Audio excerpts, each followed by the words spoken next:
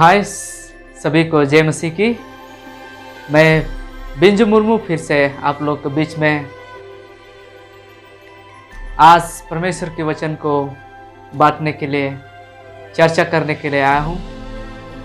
मैं आप सभी को स्वागत करता हूँ मेरा इस YouTube चैनल में। अभी तक अगर आज मेरा YouTube चैनल को सब्सक्राइब नहीं किया है तो सब्सक्राइब कीजिए ताकि आने वाला वीडियो आपके पास सबसे पहले पहुंचे। तो चलिए आज का जो चर्चा है उसको शुरुआत करने से पहले हम छोटी सी दुआ करें। महान दयालु परमेश्वर पिता, हम धन्यवादित है सुंदर समय के लिए। हम जो भी चर्चा करने के लिए जा रहे हैं प्रभु, इसमें आपका आशीर्वाद हो, पवित्र आत्मा के दान दीजिए ताकि जो कुछ सुने वो आपकी वचन को समझने पाए और आपको महिमा करने पाए। प्रभु ये दुआ हम प्रभु यीशु नाम से मांगे, आमीन। आज जो हम चर्चा करेंगे वो विषय है, मैं यीशु मसीह में क्यों विश्वास करता हूँ। अगर कोई आपको पूछे आप क्यों यीशु मसीह पर विश्वास करते हैं, तो इसका उत्तर देने के लिए आप गौर से इस चर्चा को सुनिए ताकि आप उसका जवाब दे सकते हैं। किसी ने मुझको पूछा था, अगर आपको कोई पूछेंगे कि आप क्यों मसीह है तो उसका आपके पास जवाब क्या है, तो उसके लिए भी ये वीडियो बहुत ही लाभदायक होंगे। जिसने मुझको पूछा था उसके लिए ये वीडियो बना रहा हूँ मैं कि क्यों यीशु मसीह को विश्वास मैं करता हूँ। चलिए हम उसको हमारे पास जो धर्मशास्त्र है उससे हम चर्चा करेंगे। सबसे पहले तो हम ये जानेंगे कि संसार को परमेश्वर ने सृष्टि किया है और आपको और हमको भी सृष्टि किया है। जब परमेश्वर ने संसार को सृष्टि किया था उस समय पाप नहीं था, लेकिन शैतान के द्वारा इस संसार में पाप आया। शैतान के द्वारा इस संसार में पाप आया और मनुष्य परमेश्वर की आज्ञाओं को उल्लंघन किया और शैतान का बात मानी और इस पाप में मनुष्य भी गिर गया। तो आज देखेंगे बाइबल में हमें बताते हैं कि सब ने पाप किया है। हम देखेंगे रोमियो उसकी 3 अध्याय के 23 पद में, रोमियो उसकी 3 अध्याय के 23 पद में हमें क्या बताते हैं। हम बाइबल में खोलेंगे रोमियो 3 अध्याय उसके 23 पद में इसे बताते हैं, इसीलिए कि सब ने पाप किया है और परमेश्वर की महिमा से रहित है। प्यारे मित्र, मैं आपको ये बता रहा हूँ कि हम जो संसार में जितने लोग जीते हैं हम सभी पापी हैं। आप माने या ना माने, परमेश्वर का ये कहावत है कि हम सभी पापी हैं। परमेश्वर से हम, उसकी दया से हम रहित हैं। हम आगे जाके देखेंगे कि क्यों हमें ये बताते हैं कि हम एक पापी हैं। हम जाएंगे पहला यूहन्ना की किताब में जाएंगे। पहला यूहन्ना उसकी 3 अध्याय की 4 में बताते हैं। यहाँ पे बोलते हैं कि जो कोई पाप करता है वो व्यवस्था का विरोध करता है और पाप तो व्यवस्था का विरोध है। यार मित्रों, जब हम आदम और हवा जिसको परमेश्वर ने पहले बनाया था उसको अगर हम देखेंगे, उसको परमेश्वर ने आज्ञा दिया था कि तुम मेरे बात को मानोगे तो जीवित रहोगे, अगर नहीं मानोगे तो वाकई तुम लोग मर जाओगे। सचमुच में हम लोग देखते हैं कि जब परमेश्वर की आज्ञा को उल्लंघन किया तो आदम और हवा मृत्यु के योग्य बन गए। आगे चल के हम देखेंगे कि परमेश्वर ने फिर से मनुष्यों को छोड़ नहीं दिया।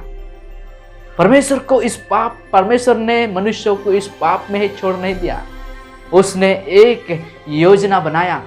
हम यूहन्ना उसकी 3 अध्याय 16 में पाते हैं कि परमेश्वर ने जगत से ऐसा प्रेम किया कि अपने एक लौता पुत्र को दे दिया ताकि जो कोई उसमें विश्वास करे वो नष्ट ना होए परंतु अनंत जीवन पाए। प्यारे मित्रों, मैं आप लोग को बताने के लिए जा रहा हूँ, हम लोग तो पापी में गिर गए थे और पाप का मजदूरी क्या है। हम रोमियो उसके 6 अध्याय के 23 में हम पाते हैं। रोमियो उसके 6 अध्याय का 23 में हमें क्या बताते हैं। हम लोग पढ़ेंगे रोमियो उसका 6 अध्याय का 23 में इस रीति से बताते हैं, क्योंकि पाप की मजदूरी तो मृत्यु है, परंतु परमेश्वर का वरदान हमारे प्रभु यीशु मसीह में अनंत जीवन है। प्यारे मित्र, यही है जो हमें यही है जो हमें परमेश्वर अपना पुत्र को दान दे के वो प्यार को दिखाता है, और आपके और हमारे पापों के लिए वो प्रायश्चित दिया है। यीशु मसीह ने आके इस संसार में अपना जान गवा क्रूस काट में दिया है। चलिए हम पढ़ेंगे कि हमें पाप से कैसा हमें छुटकारा मिलते हैं, पाप से हमें कैसा छुटकारा मिलता है। इब्रानियों की किताब इब्रानियों को उसके 9 के 22 में बताते हैं कि हमें, इब्रानियों का किताब 9 का 22 में हमें इस रीति से बताते हैं। चलिए हम पढ़ेंगे। बताते हैं कि सब सच तो यह है कि व्यवस्था के अनुसार प्राय सब वस्तुएं लहू के द्वारा शुद्ध की जाती है, और बिना लहू बनाए पापों की क्षमा नहीं, बिना लहू बहाए पापों की क्षमा नहीं होती है।